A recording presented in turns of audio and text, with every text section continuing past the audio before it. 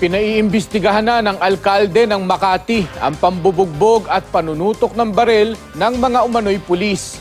Ang insidenteng viral sa social media, nangyari pa raw sa mismong police outpost. Makibalita tayo kay Sandra Aguinaldo.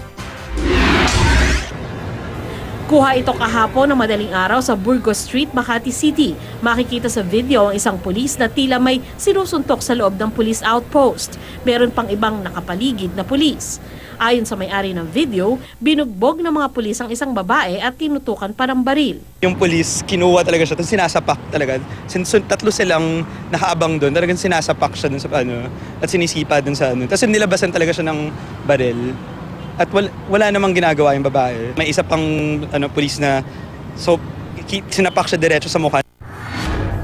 Aalamin pa raw ng Makati Police kung totoo ang aligasyon at kung sinong nasa likod nito.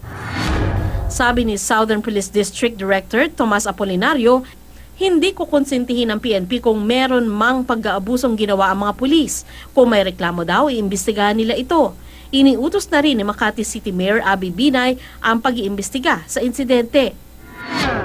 Sa Makati City rin, nauwi sa pananaksak ang simpleng sagutan ng magkapitbahay sa Kalayaan Avenue, Barangay Sembo. Sugatan ang 24 anyos na si Jobert Ocampo na nagtamo ng saksak sa kaliwang tagiliran. Sabi po ng kaaway niya, sabi ko sa'yo hindi mo ako makikita eh.